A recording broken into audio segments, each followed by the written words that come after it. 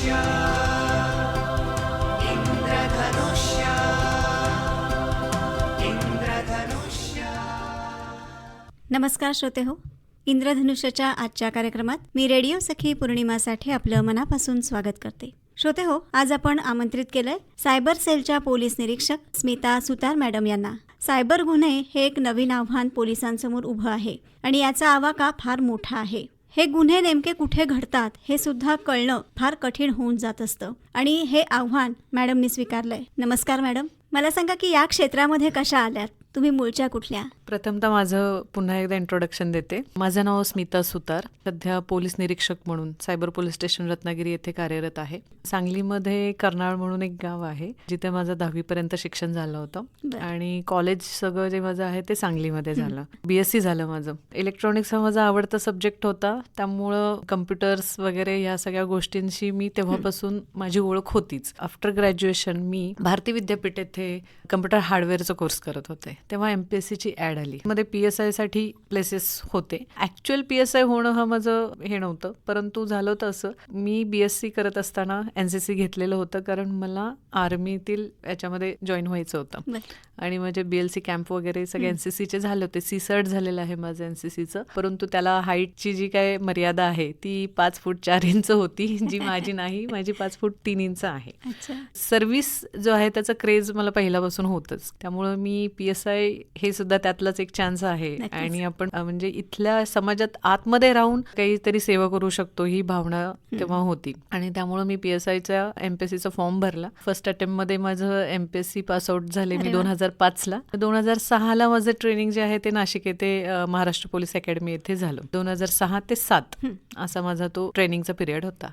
रत्नागिरीत यायच्या आधी कुठे कुठे जाऊन आले? ट्रेनिंग झाल्या माझं पहिलं पोस्टिंग झालं पुणे शहर. तिथून ते 2014 पर्यंत मी पुणे शहरमध्ये वेगवेगळ्या पोलीस स्टेशन्सना वगैरे काम केलं. पुण्यामध्ये सायबर फॉरेन्सिक्स वगैरे जास्त प्रमाणात आहे आणि कंपोनंटची ओळख असल्यामुळे किंवा डिव्हाइसची ओळख असल्यामुळे झालं असं की मला तिथे चान्स मिळाला की तिथले कोर्सेस करण्याचं. प्रशिक्षण एखादं आयोजित केलं जायचं सेवांतर्गत आपल्या पोलीस खात्यातील, तर त्या प्रशिक्षणाला जाण्याचा चान्स मिळाला आणि त्यामुळं सायबरचे गुन्हे काय आहेत काय नाहीत तेव्हापासून सुरुवात झाली माझी. त्यानंतर कोल्हापूर येथे माझी ट्रान्सफर झाली. ते रेग्युलर वर्क केलं. त्यानंतर सोलापूरला गेले आणि सोलापूरमध्ये माझं PI प्रमोशन आलं. तेव्हा मला पोलीस ट्रेनिंग सेंटर सोलापूर येथे मला अपॉइंट केलं गेलं. तिथे अपॉइंट केलं, तिथे संगणक हा विषय होता. संगणक विषय शिकवण्यासाठी तिथे कोणी अवेलेबल नव्हतं आणि तो माझा आवडीचा विषय होता, त्यामुळं मी तिथे बऱ्यापैकी जॉईन केलं आणि तिथेच मग त्याचा अभ्यासही झाला. सोलापूर नंतर मी डायरेक्ट 2023ला इथे रत्नागिरीमध्ये आले आणि आल्याच चान्स मिळाला सायबर पोलीस स्टेशनला काम करण्याचा, जे तुमच्या आवडीचं क्षेत्र होतं. अगदी म्हणू शकता.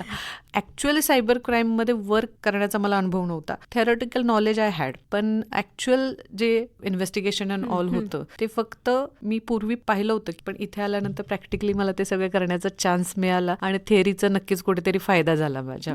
आणि तेव्हापासून मी इथे आहे आणि मध्ये एक 6 महिने 2024 दरम्यान मी संगमेश्वर पोलीस स्टेशनला ॲज अन इन्चार्ज म्हणून कार्यरत होते आणि पुन्हा माझी तिथून सायबरलाच बदली झाली. त्यामुळं पुन्हा मी सायबरला ॲज अन इन्चार्ज काम करत आहे. सायबर क्षेत्रामधल्या गुन्ह्यांचं स्वरूप हे नेहमीच्या गुन्ह्यांपेक्षा नक्कीच वेगळं असतं, तर यामध्ये काय फरक जाणवतो की या केसेस हँडल करताना? नॉर्मल पोलीस स्टेशनला जेव्हा तुम्ही बसता थांबता तेव्हा एखादी व्यक्ती तक्रारदार तुमच्याकडे येते आणि ती तुम्हाला सांगते की मला या व्यक्तीने मारलंय. म्हणजे जनरल ऑफेन्सेसमध्ये व्यक्ती म्हणजे आरोपी कोण आहे हे माहिती असतं, परंतु सायबर गुन्हे जे आहेत ते ऑनलाईन चालतात, त्यामुळे समोरची व्यक्ती कोण आहे हे ट्रेस करणं खूप कठीण जातं याच्यामध्ये. आणि सायबर गुन्हेच म्हणतात या कारणासाठी कारण ते कम्प्युटर आणि इंटरनेटशी रिलेटेड त्याचा वापर करून केलेला क्राईम असतो, ज्याच्यामध्ये समोरची व्यक्ती आपण पाहू शकत नाही. जरी दाखवलं एखाद्या समोरच्याने व्हिडिओ कॉल वगैरे जरी असेल तरी ती व्यक्ती तीच असेल हे सांगू शकत नाही. बरोबर. आता जसा पहिला जमाना AIचा जमाना आहे, त्यामुळे समोरची व्यक्ती ऍक्च्युअल तीच असेल का नाही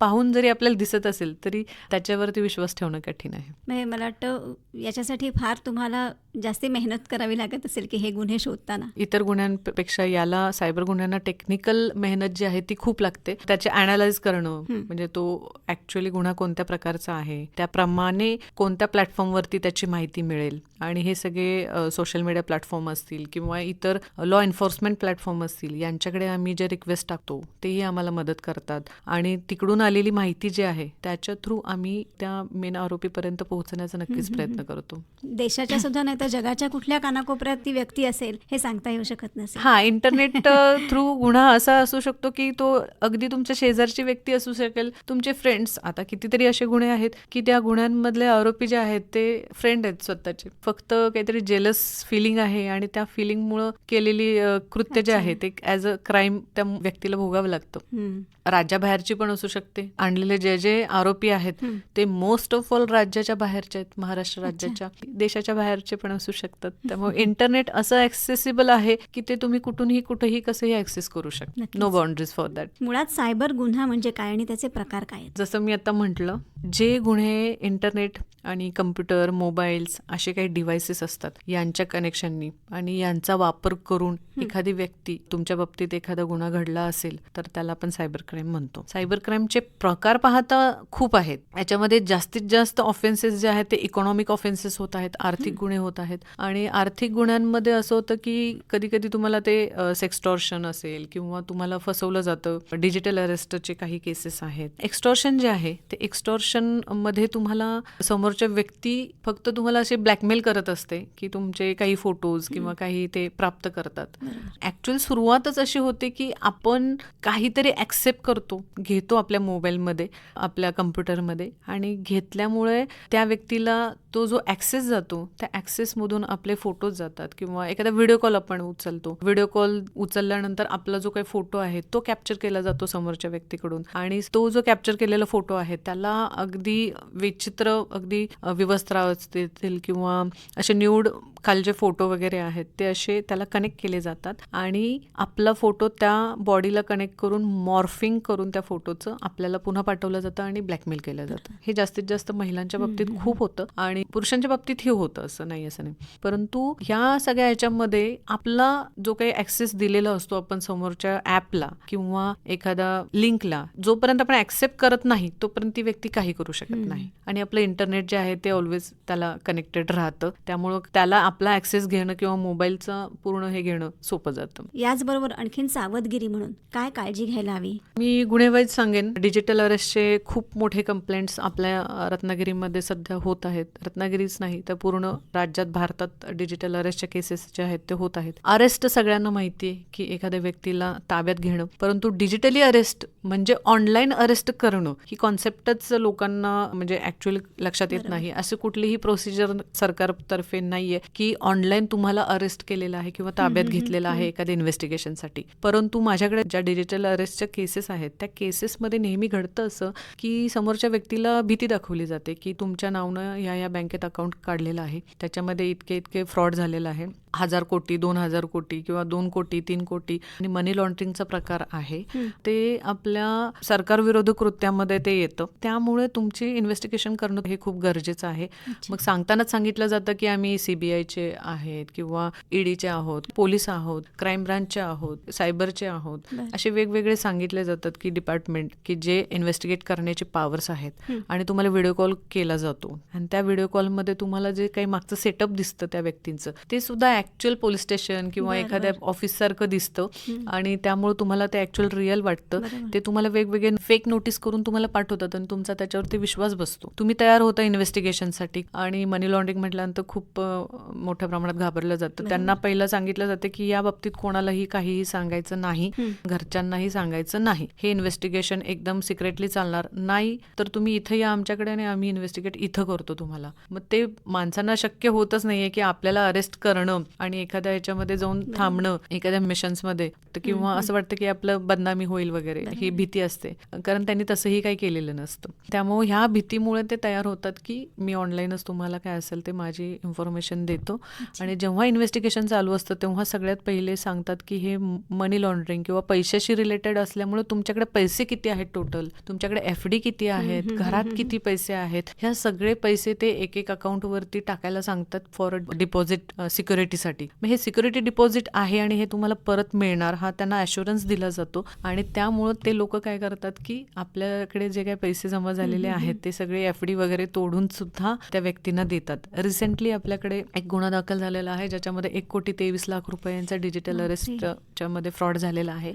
त्यामध्ये एक आरोपी आपण पकडलेला आहे. अशाच पद्धतीचे आणखीनही गुन्हे राहतात. लोन ॲपचे मोठ्या प्रमाणात गुन्हे आता सध्या चालू आहेत. लोन ॲपमध्येही असंच घडतं की एखाद्या व्यक्तीला पैशांची गरज असते, बँकेमध्ये त्याला पूर्ण प्रोसिजर करावी लागते, एखादा हा पेपर नाही ते पेपर नाही, त्यामुळे त्याचं लोन रिजेक्ट होतं आणि त्याला गरज असते 5-10 हजारांची. तर तो 5-10 हजारांसाठी सुद्धा एखादं प्ले स्टोअरवरून ॲप घेतलं जातं आणि त्या ॲप्लिकेशन, मोबाईल ॲप्लिकेशन, आणि त्यामध्ये त्याची सगळी माहिती भरल्यानंतर त्याला पैसे मिळतात. जेव्हा ते ॲप्लिकेशन तो आपल्या मोबाईलमध्ये डाउनलोड करतो त्यावेळी त्या ॲप्लिकेशनला आपले कॉन्टॅक्ट आणि फोटोज वगैरे ह्या सगळ्या गोष्टींचा ॲक्सेस, परमिशन जे आहे ते त्याला द्यावी लागते, त्याशिवाय त्याला पैसे नाही भेटत. त्यामुळे तो देतो आणि दिल्यानंतर त्याचा सगळा डेटा आहे तो त्यांच्याकडे राहतो. आता आपल्याकडे असं झालेलं होतं की एका महिलेने 600 रुपयाचं लोन काढलं. 600 रुपयाच्या लोनसाठी जबरदस्तीने त्यांनी त्याच्याकडून 2,000 रुपये घेतले, तरीही ते भेटत नव्हते. नाही, अजून पाहिजेत असं जेव्हा झालं तेव्हा त्यांनी तिचे जे काही फोटोज वगैरे होते त्याला मॉर्फिंग केलं, तिला पाठवलं, तर तिला ब्लॅकमेल करायला चालू केलं. महिलेच्याच बाबतीत नाही, अगदी पुरुषांच्या बाबतीत सुद्धा अशा खूप साऱ्या गोष्टी घडत आहेत सध्या लोन ॲपवरून. त्यामुळे रॅन्डम लोन ॲप अजिबात घेऊ नये आणि जे ऑथेंटिक आहेत किंवा बँकेमध्ये जाऊन काय कोणाला लोन असेल तर ते घ्यावं. कोणतंही ॲप्लिकेशन असं डाउनलोड करू नये. आणखी एक आहे हनी ट्रॅप म्हणून, खूप फेमस होतं मध्ये. हनी ट्रॅपमध्ये घडतं असं की समोरच्या व्यक्तीचं आपल्याला फेसबुक किंवा इतर सोशल मीडियावरती रिक्वेस्ट येते, आपण ॲक्सेप्ट करतो. एखादा पुरुष असेल तर एखादी महिलांचा फोटो वगैरे त्याच्यामध्ये असतो, त्यांचं चॅटिंग वगैरे चालतं. कम्युनिकेशन इतकं चांगलं होतं की ट्रस्ट बिल्डअप केला जातो तिथे आणि मग सांगितलं जातं की तुम्ही ह्याच्यात इन्व्हेस्ट करा, त्याच्यात इन्व्हेस्ट करा, मी याच्यामध्ये इन्व्हेस्ट करते. आपल्या रत्नागिरीतल्याही या केसेस आहेत, तर याच्यामध्ये इन्व्हेस्ट करा किंवा असे वेगवेगळे प्लॅटफॉर्म सांगितले जातात आणि त्यांना पैसे टाकायला लावतात. ते व्हिडिओ कॉल करतात त्या महिला आणि यांच्याशी बोलतात. अगदी 30-35 लाख रुपये लोकांनी त्याच्यामध्ये इन्व्हेस्ट केलेले आहेत. मोर दॅन दॅट सुद्धा म्हणू शकतो. आपल्याला 2024 मध्ये 60 लाखांचा गुन्हा होता. वेल एज्युकेटेड लोक जे आहेत तेही या अशा ट्रॅपमध्ये फसतात. कधी कधी असं होतं की इन्व्हेस्टमेंटसाठी हा हनी ट्रॅप असतो. कधी कधी असं होतं की समोरची व्यक्ती तुम्हाला अगदी म्हणजे इतकं प्रेमळ ह्याच्यामध्ये बोलेल कम्युनिकेशनमध्ये आणि मग त्या समोरच्या व्यक्तीला कधी कधी विवस्त्रावस्थेत त्याचे व्हिडिओज वगैरे केले जातील. मग ते व्हिडिओज त्याला ब्लॅकमेल करण्यासाठी पुन्हा पाठवले जातील. काही पुरुषांनी याच्यामध्ये 1 ते 2 पुरुषांनी आत्महत्या सुद्धा केलेल्या आहेत. म्हणजे इतकं हा मेंटल टॉर्चर होण्याचा प्रकार आहे. त्यामुळे कुठलीही रिक्वेस्ट असते ती ऍक्सेप्ट करण्यापूर्वी खूप विचार करावा की बाबा आपण काय आहोत, आपलं फील्ड काय आहे आणि ही जी समोरची व्यक्ती आहे ती आपल्याला अप्रोच होण्याचं कारण काय असेल. ऑनलाईन खरेदीच्या बाबतीत सुद्धा हे असे प्रकार घडून येतात. ऑनलाईन खरेदीत तरी खूपच असे छोटे छोटे प्रमाणात होतात, त्यामुळे ते असं मोठं नसल्यामुळे ते लक्षात येत नाही. परंतु ऑनलाईन खरेदीला होतं असं की जे ऑथेंटिक आहेत साईट्स वरूनच तुम्ही काय असेल ते खरेदी करा. जेव्हा तुम्ही पेमेंट करता तुम्हाला कस्टमर केअरला बोलायचं असतं अशा याच्या साईट्सच्या किंवा ऍप्लिकेशन्सच्या, तर कस्टमर केअरचा नंबर जो आहे तो तुम्ही गुगलवरती शोधता. गुगलवरती शोधल्यानंतर पहिला जो काही नंबर असेल, पूर्वी असं घडलेलं आहे का महिलेनं तिचा कपड्यांचा बिझनेस होता आणि तिने गुगलवरून त्या साईटवरून जे मागवलेलं होतं त्याचा कस्टमर केअर नंबर काढल्यानंतर जो नंबर सुरुवातीला आलेला होता तो एका फ्रॉडस्टरचा नंबर होता, त्याच्यामध्ये सबमिट केलेला होता. आणि जेव्हा तिने कॉन्टॅक्ट केला तेव्हा त्यांनी जी काही प्रोसिजर सांगितली ती तिने केली. तिच्या अकाउंटमधले 7 ते 7.5 लाख रुपये गेलेले आहेत. शॉपिंग करत असताना सुद्धा ऑनलाईन खूप काळजी घेणं गरजेचं असतं. सगळीकडे आपले डेबिट कार्ड किंवा क्रेडिट कार्ड जे आहे ती माहिती पुरवू नये. क्रेडिट कार्ड बाबत जर फ्रॉड झाला तर तो डिटेक्ट करणं खूप मुश्किल जातं, कारण क्रेडिट कार्ड हे क्रेडिटवरती चाललेल्या गोष्टी असतात. असतात. बँकेतून पैसे इकडे तिकडे गेले तर आपण थोडंसं अंदाज आणू शकतो की समोरच्या कुठल्या व्यक्तीच्या ह्याच्यामध्ये गेलेलं आहे किंवा काय आहे. क्रेडिट कार्डचं थोडंसं जपूनच वापर करणं ह्याच्यामध्ये गरजेचं आहे. एखाद्या व्यक्तीच्या बाबतीत गुन्हा घडलाय तर नेमकी कशा पद्धतीने त्यांनी समोर यायला हवंय, तुमच्यापर्यंत कसं पोहोचायचंय? सगळ्यात मोठे गुन्हे अशा पद्धतीने जे आहेत ते मोबाईल हॅक होणं, व्हॉट्सअप हॅक होणं हे सुद्धा खूप मोठ्या प्रमाणात, म्हणजे आमच्याकडे एक वीकली 8 ते 10 लोक तर येतात की व्हॉट्सअप हॅक झालेला आहे, असतातच. व्हॉट्सअप हॅक होतं तेव्हा काय होतं की आपला व्हॉट्सअपचा ऍक्सेस समोरचे व्यक्ती घेतो. ते व्यक्ती काय करतात की आपले जे रिलेटिव्ह वगैरे आहेत त्यांना मेसेजेस पाठवतो की मला अशाशी गरज आहे पैशांची आणि मला प्लीज तुम्ही 20,000 द्या किंवा 25,000 द्या, अशा पद्धतीचे ते रिक्वेस्ट करतात. आणि कितीतरी लोकांनी पैसे पाठवलेले सुद्धा आहेत.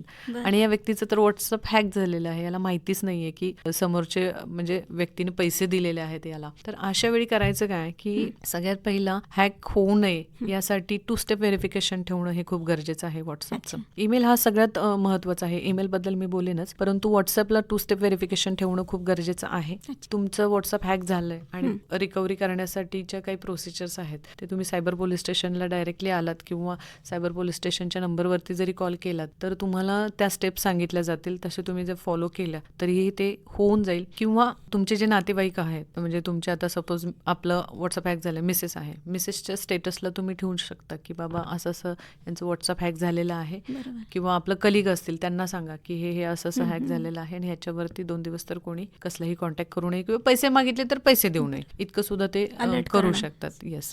सोशल मीडिया जेव्हा आपण वापरतो, पूर्ण इंस्टाग्राम असेल, फेसबुक असेल, काय असेल, तर हे खूप काळजीपूर्वक वापरणं गरजेचं आहे. पब्लिक अकाउंट न ठेवता तुम्ही प्रायव्हसी त्याच्यामध्ये ज्या काय आहेत त्या सिलेक्ट करणं, आपलं सर्कल त्यातलं लिमिटेड आणि मर्यादित ठेवणं, आपल्या सर्कलमध्ये कुठल्या प्रकारचे लोक आहेत, ते काय ऍक्टिव्हिटी करत आहेत याकडे आपलं लक्ष असणं. फक्त फॉलोवर वाढवण्याच्या नादामध्ये असं नको व्हायला की तुम्हाला तुमची पूर्ण ऍक्टिव्हिटी एखाद्याकडून फॉलो होते, तुमची माहिती घेतली जाते आणि तुमच्या बाबतीत एखादा गुन्हा घडण्याची शक्यता त्यामध्ये असते.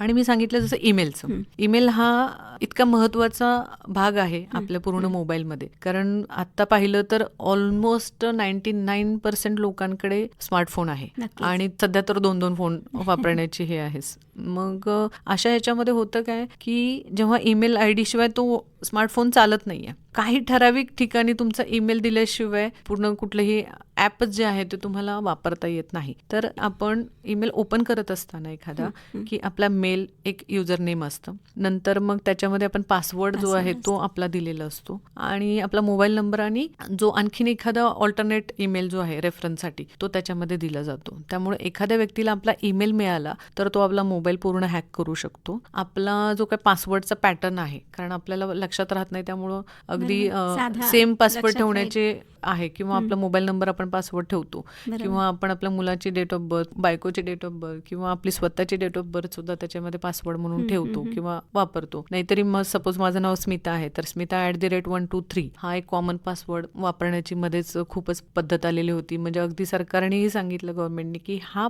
असा पासवर्ड वापरू नका. कारण पासवर्ड मध्ये 8 कॅरेक्टर्स असणं खूप गरजेचं आहे मिनिमम. त्याच्यामध्ये स्पेशल कॅरेक्टर्स असणं गरजेचं आहे. एखादा फक्त वर्ड्स मध्ये जर पासवर्ड ठेवला तर तो एका सेकंदामध्ये त्यांना क्रॅक करता येतो, जो काही हॅकर आहे त्यांना. परंतु त्यात एखादं स्पेशल कॅरेक्टर, एखादा नंबर आणि मग आपण कॅपिटल, स्मॉल असं जर कॉम्बिनेशन ठेवलं तर ते त्यांना लवकर डिटेक्ट करता येत नाही. त्यामुळे मेल आयडी आपला जो आहे तो कुठेही असा द्यायचा नाही. मी तर असं म्हणेन की शॉपिंग साईट्सना एक वेगळा मेल आयडी ठेवा आणि आपलं ऑफिशियल गोष्टींसाठी वेगळा मेल आयडी ठेवा. तसंच आपण बँक अकाउंट सुद्धा, जसं आता तुम्ही म्हटलं ऑनलाईन शॉपिंगच्या ह्याच्यामध्ये किंवा कुठल्याही ह्याच्यामध्ये, बँक अकाउंट जे आहेत आपले, सॅलरी अकाउंट आहे ते एका वेगळ्या बँकमध्ये तुम्ही ठेवू शकता. आणि तुम्हाला लागणाऱ्या काही गोष्टी आहेत की तुम्हाला ऑनलाईन UPI करायचं आहे, ऍप्लिकेशन्सना पे करायचं आहे, तर त्यासाठी तुम्ही वेगळं बँक अकाउंट तयार करू शकता. म्हणजे तुमचे सॅलरी अकाउंट मधून तुम्हाला मंथली जेवढे काही खर्च लागणार आहे, एक्सपेन्सेस जे आहेत तुमचे 15-20 हजार रुपये, तर ते तुम्ही तुमच्या या अकाउंटवर आणि या अकाउंटवरती ट्रान्सफर केलं तर ऑनलाईन जे काही तुमच्या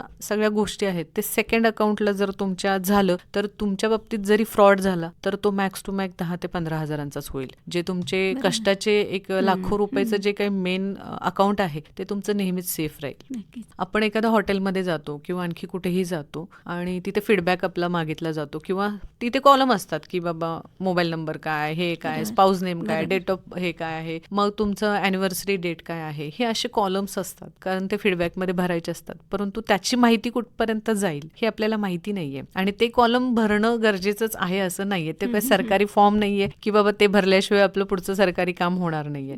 तो तुमच्या इच्छेने तुम्ही करायचं असतं. दिलेलं आहे म्हणून तिथे जाऊन भरणं किंवा 5% 10% आपल्याला ऑफर मिळते फक्त म्हणून तिथं आपली प्रायव्हेट माहिती ह्या सगळ्या भरणं हे चुकीचं आहे. हे करू नये. मध्यंतरी जो कोरोना काळ आला तेव्हा आपण बघितलं की शिक्षण हे सगळ्यांचं ऑनलाईन सुरू झालं आणि त्या ह्याने जे लहान मुलांच्या हातात मोबाईल आले ते कोरोना संपल्यानंतर आज सुद्धा हातातले मोबाईल काही सुटले नाहीत आणि अशा अनवधानाने त्यांच्या हातून काहीतरी घडत असतं त्या मोबाईलमध्ये आणि मग त्याचा त्रास अनेकदा होतो. काय सांगाल त्या बाबतीत, काय काळजी घ्यायला हवी? सगळ्यात रिस्की गोष्ट असेल तर आपला मोबाईल जो आहे तो आपल्याला मुलांच्या हातामध्ये देणं. कारण आपल्या मोबाईलमध्ये बँकिंग ॲप्स असतात, बरेचसे आपले सोशल मीडिया आपल्या मोबाईलमध्येच असतो. सगळं जे काय आपल्याशी रिलेटेड आहे ते आपल्या सध्या आपल्या मोबाईलमध्ये असतं. त्यामुळे ती गोष्ट त्यांना त्याची काही कल्पना नसते आणि ते आपलं नॉर्मल गेम कसे खेळतात तसे ते सगळे वापरत असतात. मध्ये आपल्याकडे केस आलेले एक उदाहरण देते मी. तर त्याच्यामध्ये असं होतं की 9वीची मुलगी होती आणि ती काय करायची की जो आवडेल ना व्हिडिओ त्याला तिथे खाली गिफ्ट असतात ना त्याला सिलेक्ट करणार, गिफ्ट देणार. मग तिची आई जी आहे ती एक सिंगल मदर होती आणि ती अगदी काम करून कष्टानं बँकेमध्ये तिनं पैसे जमवलेले होते, काहीतरी 70,000 काहीतरी होते आणि ह्या मुलीने असंच गेम खेळून किंवा लाईक करून त्यांना गिफ्ट देऊन 66,000 रुपये संपवले. त्या मुलीला त्या बँकिंग ॲपचा पासवर्ड वगैरे सगळं माहिती होता. त्यामुळे ते सुद्धा ती करायला काही मागे पुढे बघत नव्हती. त्यामुळे असं तिने 66,000 रुपये घालवले. तसेच एका मुलांनी आपल्या ह्याचे फोटोज वगैरे हे सगळे त्याच्याकडून शेअर झाले गेले. किंवा एक मुलगा खेळत होता म्हणजे गेम वगैरे चालू होता त्याचं आणि इतकं पद्धतीने तो इकडे तिकडे त्यांनी ॲप्लिकेशन्समध्ये गेला तो तर त्यामुळे APK काही फाईल्स डाउनलोड झाल्या, त्यामुळे मोबाईलचा ॲक्सेस गेला. अशा बऱ्याच गोष्टी होतात. त्यामुळं मुलांना फोन देत असताना एक तर त्याला पॅरेंटल कंट्रोल असे वेगवेगळे ॲप्स असतात, तशा काही सेटिंग्ज आपल्या मोबाईलमध्ये असतात, जसं रिस्ट्रिक्टेड मोड असतो यूट्यूबला. अशा ॲप्लिकेशन्स वगैरे चालू करूनच त्यांच्या हातात द्या. मी तर म्हणेन की त्यांच्या हातात देऊच नये. एखादा टॅब किंवा अशी काही गोष्ट असेल जे छोट्या स्वरूपातली असेल तर वायफाय कनेक्ट करून ते त्याच्या हातात द्यावं आणि त्याला पूर्ण पॅरेंटिंग कंट्रोलचं जे काही ॲप्लिकेशन्स आहेत त्याच्यावरून आपण त्यांना कंट्रोल करावं असं मला वाटतं. जसं लहान मुलांच्या बाबतीत आहे तसं आता आपण बघू शकतो की जी तरुणाई आहे श्वासासारखा त्यांच्या हातात तो मोबाईल सतत असतो आणि यामध्ये मग अशी म्हणालात तसं की फ्रेंड सर्कलमध्ये सुद्धा असे गुन्हे घडतात. तर नेमकं कशा पद्धतीने त्यांनी पण काळजी घ्यायला हवी? आताच रिसेंटली माझ्याकडं गुन्हा एक होता की एक मुलीचे मॉर्फ केलेले फोटो तिच्या मैत्रिणींना इंस्टाग्रामवरून स्प्रेड झालेले होते. गुन्हा दाखल झाला. इन्व्हेस्टिगेशन केलं तर तिचा जवळचा मित्रच होता की त्यानेच ते फोटो बनवलेले होते. लोकांना अशी एक धारणा आहे की आपण असं काहीतरी बनवलं आणि दुसऱ्याच्या नावानं बनवलं आणि टाकलं कुठेही, स्प्रेड केलं, व्हायरल केलं तर आपण सापडणार नाही, ही एक धारणा असते मुलांची. तसं काही होत नाही, कारण इन्व्हेस्टिगेशनमध्ये प्रत्येक गोष्ट ही असतेच. कारण असतं कसं की ह्या प्रत्येक स्टेप यांचे डिजिटल फुटप्रिंट्स जे आहेत त्या क्रिएट होत जातात. म्हणजे आपण एखादा फोटो पोस्ट केल्यानंतर आपल्याला वाटलं की नंतर तो आता नको होता पोस्ट करायला आणि आपण तिथून डिलीट केला. भलेही आपण नंतर ओपन केलं त्याच्यामध्ये आपल्याला तो फोटो दिसत नाही, परंतु जेव्हा इन्व्हेस्टिगेशनची वेळ येते, काहीतरी घडतं आणि तो रिट्राईव्ह करायचा टाइम येतो तेव्हा जेव्हा रिट्राईव्ह करतो तेव्हा तो डिलीट केलेला फोटो सुद्धा आपल्याला मिळत असतो. त्यामुळे कुठलीही गोष्ट जी आहे ते इंटरनेटवरती टाकण्यापूर्वी मुलांनी सुद्धा ते टाकण्यापूर्वी खूपदा विचार करावा की हे असे पोस्ट करावेत का. तर मी माझी एक रिक्वेस्ट राहीन की असे काही प्रकार जे आहेत ते यंगस्टर्समध्ये होऊ नयेत किंवा प्रायव्हेट फोटो शेअर करणं हे चुकीचंच आहे. आणखीन एक आहे की आपण रँडमली होतं की बँकांचे वगैरे इतर असे मेसेजेस येतात आपल्याला आणि मेसेजेस आल्यानंतर त्याच्यामध्ये एखादी लिंक असते किंवा एखादी ते म्हणतात की APK फाईल आहे. APK फाईलमध्ये होतं असं की फाईलची लिंक असते, ते आपल्याला ॲप स्टोअरवरती वगैरे भेटत नाहीत कुठेही, किंवा ते लोन ॲपचं जसं मी सांगितलं असे कुठलेही APK फाईल्स आपल्या मोबाईलमध्ये आहेत का हे फाईल मॅनेजरमध्ये जाऊन प्रत्येकाने चेक करावं. जर आपल्याला त्याच्यामध्ये तसं दिसलं कुठं तर ते लगेचच आपण तिथून ते डिलीट करून टाकावेत. मोबाईल रिस्टार्ट करणं हे खूप मस्ट आहे, कारण अनवॉन्टेड काही गोष्टी असतील तर तो मोबाईल जो आहे रिस्टार्ट केल्यामुळे ते शटडाऊन होतात. तसंच आपण घाईत असताना कुठल्याही अशा पद्धतीचे कॉल अटेंड नाही करायचे. खास करून महिलांनी तुम्हाला विचारत असतात की तुमचं हे काय आहे, आम्ही बँकेकडून बोलतो वगैरे वगैरे वगैरे. तर अशा कुठल्याही फोनवरती विश्वासच ठेवायचा नाही. आपली कुठलीही प्रायव्हेट माहिती जी आहे ती कधीही त्यांना पुरवायची नाही, कसलीही असो. फायनान्शियल तर अजिबात नाही. कुठलाही OTP कोणालाही द्यायचा नाही. परवाच एक केस झालेली आहे की त्याच्यामध्ये गॅस वितरणकडून फोन आलेला होता आणि तुम्ही गॅसचे पैसे भरलेले नाहीत, असे 1300 रुपये भरलेले नाहीयेत असं त्यांनी सांगितलं. तर ती वयस्कर व्यक्ती होती, त्यांनी सांगितले नाही मी भरलेले आहेत, तर जरा तुम्ही चेक करा. फोन चालू असताना त्या व्यक्तीने फक्त त्याचं गुगल पे ओपन केलं. गुगल पे ओपन करून त्यांनी बघितलं एंट्री की बाबा हा आपले 1300 रुपये पे केलेले आहेत. तर त्यांनी सांगितलं हा 1300 पे झालेले आहेत. मग त्याला त्यांनी बोलण्यात गुंतवलं. जेव्हा फोनद्वारेच त्याच्या मोबाईलचा ॲक्सेस त्यांनी घेतला. ॲक्सेस घेतल्यानंतर त्याच्या मोबाईलमधून जवळजवळ 50,000 रुपये काढून घेतल्यानंतर गुगल पेद्वारे. मग आपल्याला असं वाटतं की आपण OTPच दिला नाही, मग कसं काय झालं. तर फक्त फोनमधून चालू याच्यामध्ये जेव्हा ते हे करत असतात तर ते सुद्धा घडू शकतं. त्यामुळे सगळ्यात पहिला समोरच्या व्यक्तीचं कनेक्शन कट करणं खूप गरजेचं असतं. त्यासाठी तुम्ही इंटरनेट तर बंद करा किंवा तुमचा फोन कट करा किंवा फोन फ्लाईट मोडला टाका. म्हणजे समोरचं जे काही आपल्याला गोष्ट चाललेली असते ते डिस्कनेक्ट होईल. त्यामुळं इंटरनेट हा आरोपींना आपल्याकडे येण्याचा एक मोठा दरवाजा असतो. त्यामुळे तोच जर तुम्ही बंद केलात तर तुम्ही खूप सेफली तुमच्या ह्याच्यामध्ये राहू शकाल.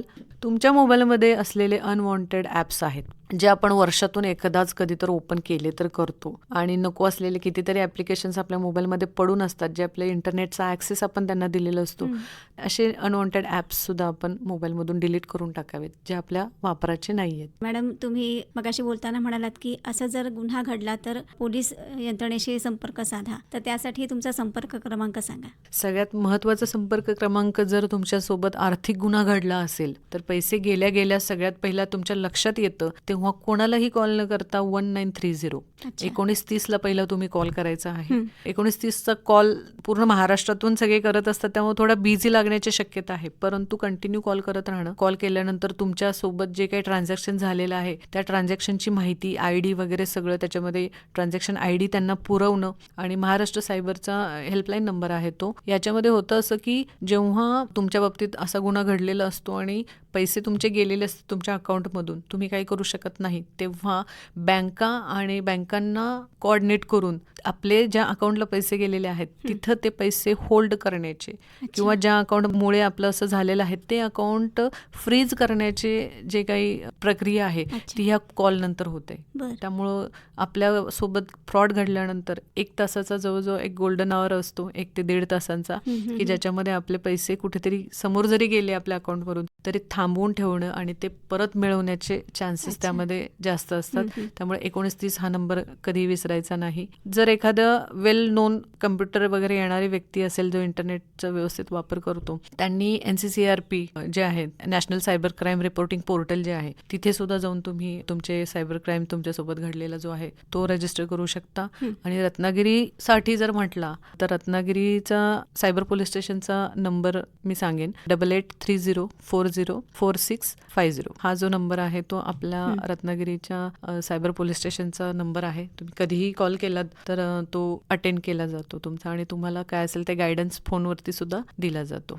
तर लास्टची टिप मला ही सांगावीशी वाटेल, ओळखा, समजा आणि कृती करा. ओळखा काय की तुमच्यासोबत जर कॉल होतोय किंवा काहीतरी घटना घडत आहे अशा पद्धतीचं तर ते ओळखणं खूप गरजेचं आहे की आपल्यासोबत काहीतरी वेगळं घडत आहे. समजा की बाबा समोरची व्यक्ती तुमच्यासोबत काय करण्याचा प्रयत्न करते, ती पैशाच्या बाबतीत फक्त बोलतीये का तुमच्या फोटो वगैरे असे काही प्रायव्हेट गोष्टींबद्दल काही बोलतीये, काय आणखीन त्याचं इंटेन्शन काय आहे हे समजून घ्या आणि कृती करा. म्हणजे जसं मी मगाशी म्हटलं तुम्हाला की फोन बंद करणं किंवा नेट बंद करणं किंवा त्याला व्यवस्थित टॅकल करणं समोरच्या व्यक्तीला गरजेचं राहील. आपल्या हातात असलेला स्मार्टफोन किंवा कुठलंही इंटरनेटचं डिव्हाइस असेल ते सावधानतेनं वापरणं खूप गरजेचं आहे. सावधानतेनं वापरणं म्हणजे फक्त त्यातलं काय आहे काय नाही हे न माहिती होता सिक्युरिटी आपण कशी आपली वाढवू शकू. आता जेव्हा खूप सारे आपण व्हिडिओज रोज सगळे बघतच असतात, परंतु त्याच सोबत आपण सिक्युरिटीसाठीचे काही व्हिडिओज किंवा माहितीस्पर असतील तर अशा माहितीपर व्हिडिओज पाहणं